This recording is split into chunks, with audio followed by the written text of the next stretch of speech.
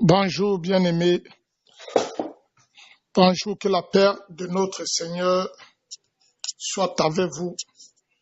Que la paix de notre glorieux Seigneur soit avec chacun de vous, bien-aimés. Je viens ce matin, bien-aimés, nous partager comme d'habitude un petit message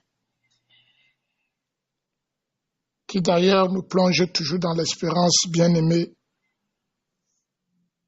de savoir que nous ne devons pas nous amuser parce que tout ce que le Seigneur nous a dit est vrai. Et c'est toujours notre bien. Et le seul bien-aimé que nous pouvons désirer et avoir ne se trouve qu'auprès de lui. Parlons un peu, bien-aimé, de la mort un peu de la mort du chrétien. Parce que nous avons lu certaines paroles de notre bien-aimé Paul qui disait être avec Christ, c'est vivre être avec Christ, vivre c'est Christ. Être avec Christ, vivre c'est Christ. Si le chrétien bien-aimé s'est endormi,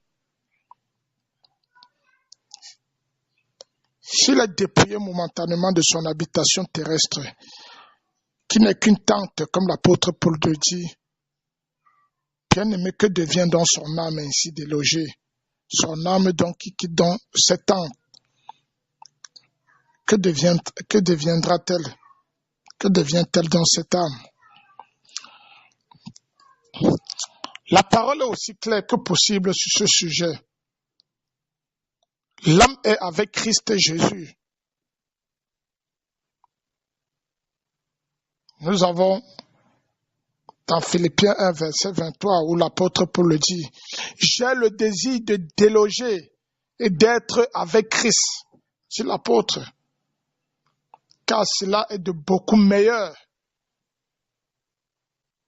Car cela est de beaucoup meilleur. Donc nous pouvons avoir la réponse à cette question, que l'âme est avec Christ. Il dit encore,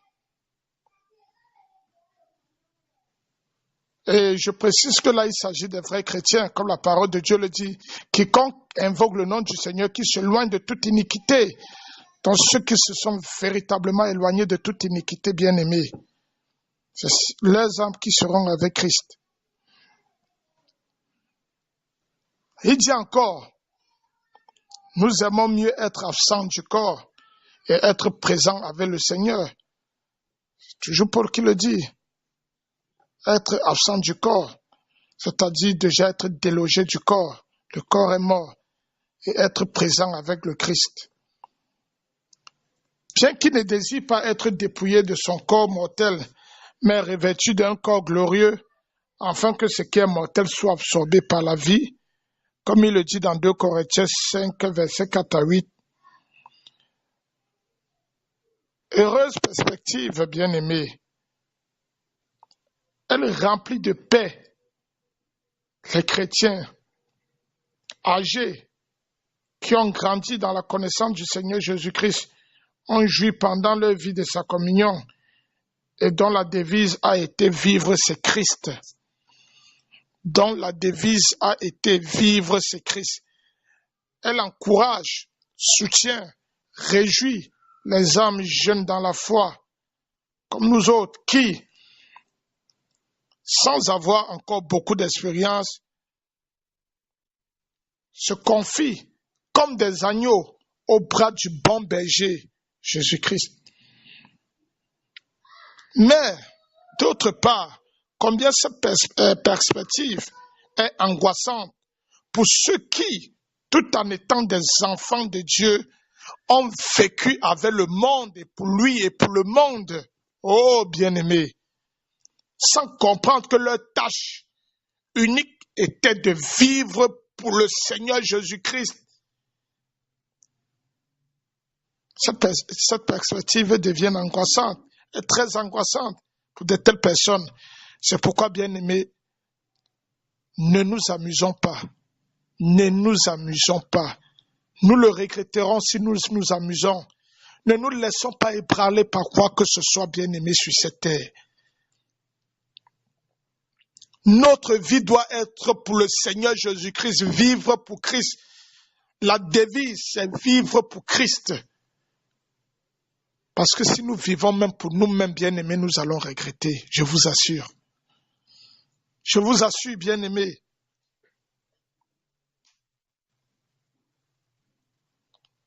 Être avec Christ, telle est donc la première et la suprême bénédiction de l'âme du chrétien, séparée de son corps. L'âme du vrai chrétien, je le précise, celui qui marche sur les traces de Jésus-Christ, étant serviteur, disciple de Christ.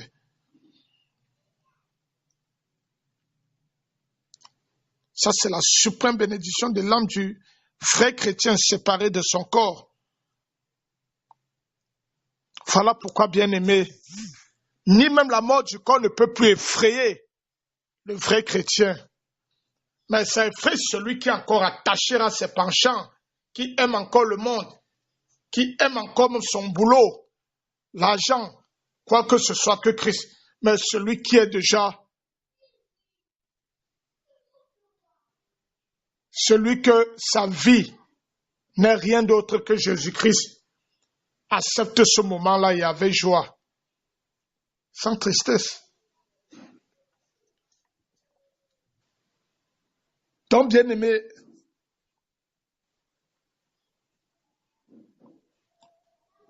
la suprême bénédiction de l'âme du chrétien séparée de son corps. Christ est désormais son unique objet. Rien ne vient plus s'interposer entre elle et son Sauveur. La communion avec lui, si facilement détruite ici-bas, est désormais ininterrompue. Toutefois, ce n'est pas encore la perfection qui ne peut être atteinte que par la résurrection d'entre les morts, bien-aimés, comme nous le montre Philippiens 3, versets 11 à 12.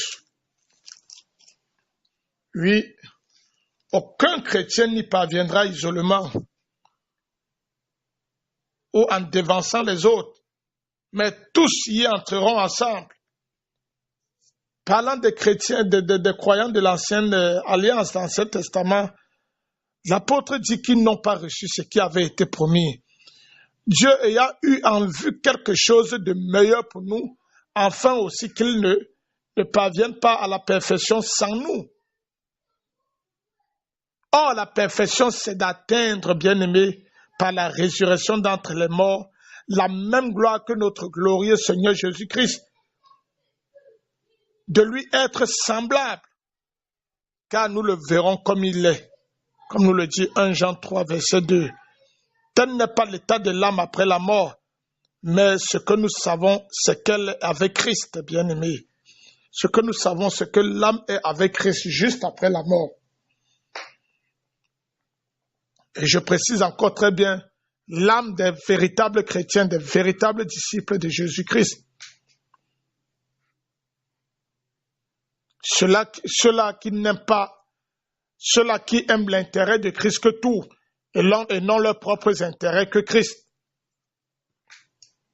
Cela nous suffit-il quand nous pensons à la possibilité de mourir, bien-aimés? Tout ce que nous venons d'entendre, est-ce que cela nous suffit?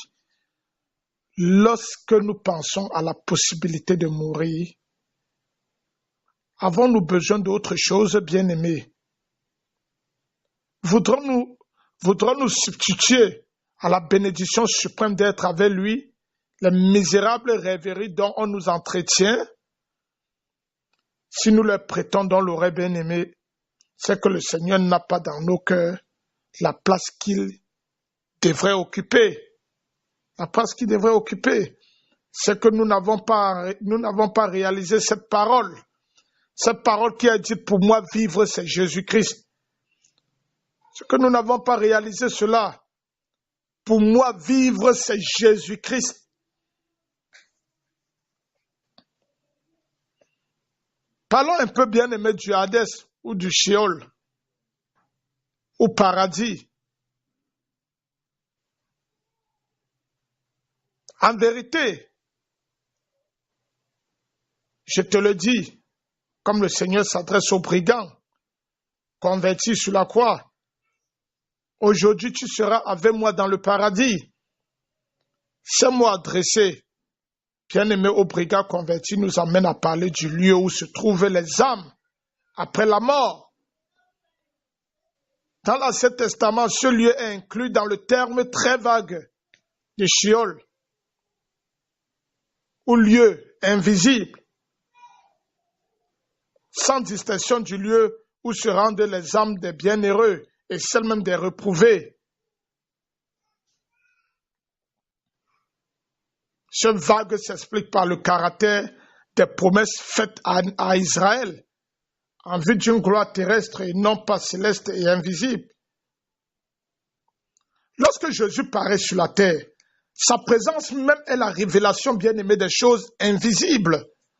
À un moment donné, on le voit tirer le voile qui cachait le Sheol ou Hadès, lieu où se rendent les âmes après la mort. Il montre dans une parabole dans la parabole du riche et Lazare, que certaines âmes sont consolées dans un lieu de repos et de délices. Oh bien-aimé, dans un lieu de repos et de délices, et parle bien même du sein d'Abraham, comme de la meilleure place que puisse souhaiter un juif se retrouver au sein d'Abraham. Mais cette place est pour nous, bien-aimés, le sein de Jésus-Christ, depuis qu'ayant terminé son œuvre, il est allé s'asseoir dans les lieux célestes, dans les lieux très hauts. Le Seigneur montre dans cette même parabole de Luc 16, à partir du verset 19, que les âmes de ceux qui ont reçu leur bien pendant leur vie sont dans un lieu de tourment. Autre région du Hadès. Il montre en fait qu'il n'y a aucune communication possible entre ces deux régions et que le sort de ceux qui s'y trouvent est irrévocablement fixé. Nulle question, par conséquent, d'un développement graduel du passage d'une sphère dans une sphère plus élevée. La parole détruit d'un mot cette théorie insensée. Tout cela dit tel un grand gouffre est fermement établi entre nous et vous, en sorte que ceux qui veulent passer d'ici vers vous ne le peuvent, et que ceux qui veulent passer de là ne traversent pas non plus vers nous. Bien-aimés, ne nous amusons pas. Voulons-nous gagner le monde et perdre, bien-aimés, cette bénédiction éternellement? Parlons du paradis, ou le troisième ciel, sur la croix, bien-aimé, où s'accomplit l'expiation, le sacrifice.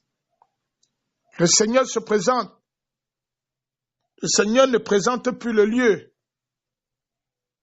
invisible sous la forme d'une parabole. Il l'ouvre dans toute sa splendeur aux yeux du pauvre brigand converti. Aujourd'hui, tu seras avec moi dans le paradis. Aujourd'hui, tu seras avec moi dans le paradis. Le paradis est le troisième ciel, auquel correspond en figure le lieu très saint du temple. Car le temple était divisé en trois parties. On avait le parvis, le lieu saint et le lieu très saint. Il n'y a pas un quatrième ciel, bien-aimé. Comme les gens, le monde parle jusqu'à parler du septième ciel. Le temple était divisé en trois parties. Il n'y a pas un quatrième ciel. C'est-à-dire que le paradis est le plus élevé. Le ciel de Dieu, le paradis de Dieu, comme nous le dit Apocalypse 2, verset 7. C'était là que Paul avait été ravi. Comment Paul a été ravi? Dieu seul le savait. Mais Paul était certain qu'il pouvait aussi bien s'y être trouvé à l'état d'âme séparée du corps que dans le corps. Voilà encore une parole qui nous montre. À l'état d'âme séparée du corps que dans le corps. Je connais, dit-il, un homme en Christ qui, il y a 14 ans, il nous le montre cela dans Corinthiens 12, verset 2 Corinthiens chapitre 12, verset 2 à 4. Qu'il y a 14 ans, ce fut dans le corps, je ne sais. Si ce fut hors du corps, je ne sais. Dieu sait. Je connais un tel homme qui a été ravi jusqu'au 3e ciel. Jusqu'au 3e ciel. Et je connais un tel homme.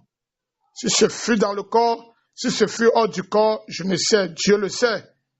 Qu'il a été ravi dans le paradis et a entendu les paroles ineffables qui n'est permis à l'homme d'exprimer. Dans cet état, l'apôtre était semblable aux disciples sur la sainte montagne, en cela qu'ils avaient seulement entendu et non pas vu.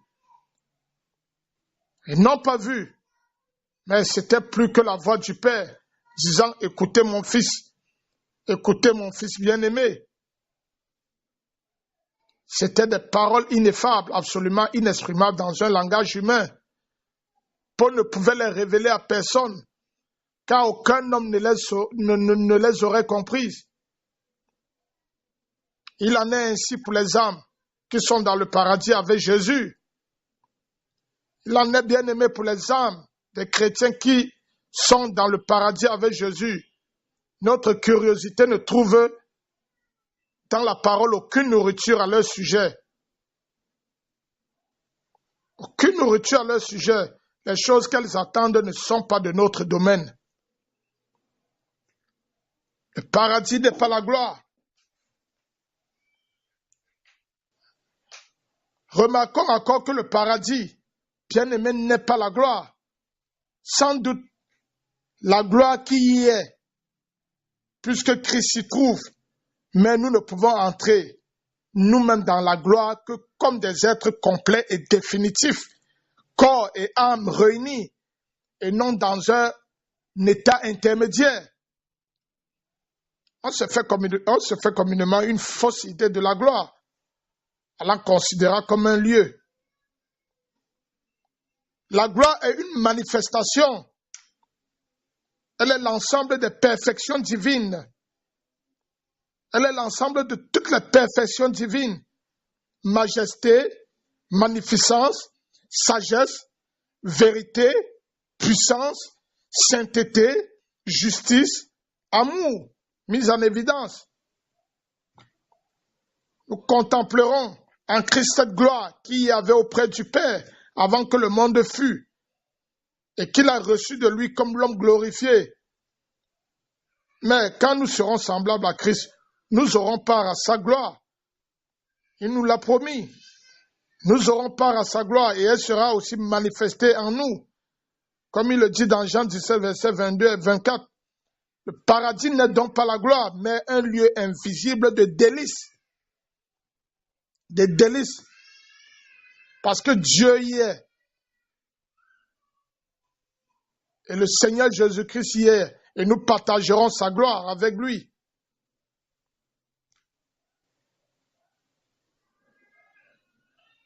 Et nous allons reconnaître, bien aimés, ceux que nous avons connus et qui sont morts. Oui, des chrétiens véritables. Les chrétiens parlent beaucoup de reconnaître dans le ciel ceux qui les ont quittés. Et ils mélangent tout. Sa personne meurt, il sait déjà qu'il est au ciel. Bien aimé, l'accès pour aller au ciel, pour aller dans le paradis, c'est Jésus-Christ. Si, avant la mort, avant que la mort n'intervienne, tu vivais différemment des traces de Jésus-Christ, n'attends pas à voir la personne au ciel.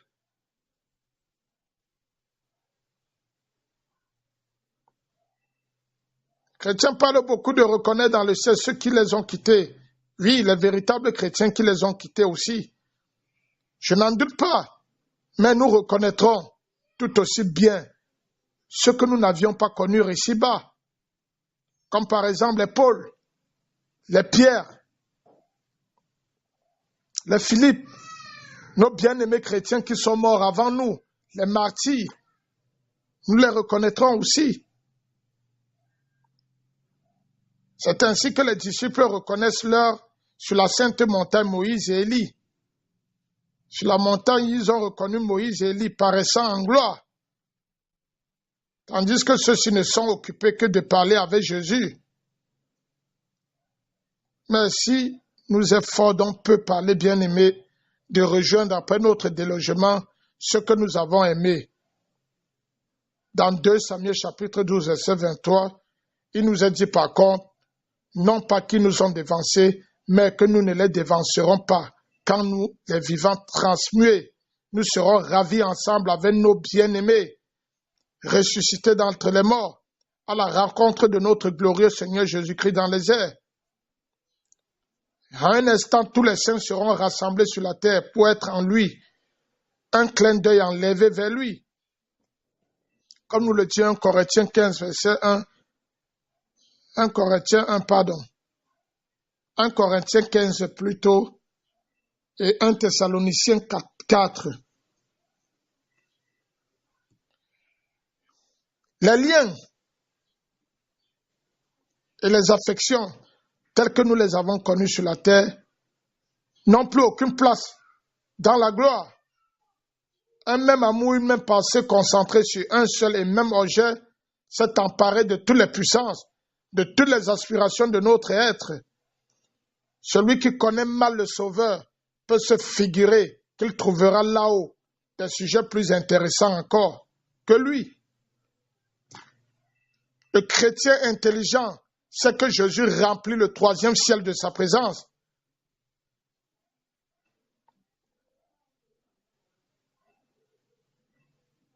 Comme j'ai dit devant le prophète dans Ésaïe 6, verset 1,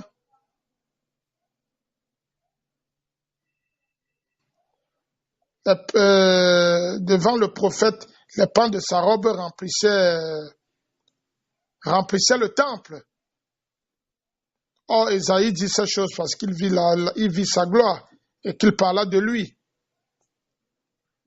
Comme il le dit dans Jean 12, verset 41. Donc, bien aimé, ce qui est le plus important dans le ciel contient sans doute beaucoup d'objets divers, dont l'énumération s'allongerait indéfiniment à qui voudrait les compter. Sous forme de symboles, les chapitres 2 à 5 et 19 à 22 de l'Apocalypse en font, sans l'épuiser, l'interminable liste. Et il faut que nous cherchions bien aimer ces choses invisibles qui sont en haut et que seuls les regards de la foi peuvent distinguer. Comme le dit 2 Corinthiens 4, verset 18. Et il faut que nous pensions à ces choses et non pas à celles qui sont sur la terre, bien aimées. Faisons très attention, comme nous enseigne Colossiens 3, verset 1 à 3. Faisons très attention de nous laisser absorber par nos penchants de la terre. Mais souvenons-nous que la parole de Dieu les résume dans un seul mot. Quand elle dit les choses qui sont en haut, où le Christ est assis à la droite de Dieu, ce que nous devons rechercher, bien aimés. Quelle doit être notre occupation ici-bas? Quelle est l'occupation des âmes délogées? Quelle sera éternellement celle de tous les rachetés, ressuscités, glorifiés, rassemblés dans une parfaite unité d'amour et de louange autour de notre Sauveur Jésus-Christ de Nazareth? Donc, bien-aimés chrétiens, je vous en supplie, ne vous laissez détourner par personne. Par personne, de penser à lui seul, notre Seigneur et Sauveur. Ne vous laissez pas détourner. Que le Seigneur vous bénisse et dispose vraiment, vous fournit la force, bien aimé, de pouvoir garder nos regards uniquement sur lui, gardez les regards fixés sur lui, car c'est lui notre remède, c'est lui notre tout. Que le Seigneur vous bénisse abondamment et passez une excellente journée dans la paix de Christ. Amen.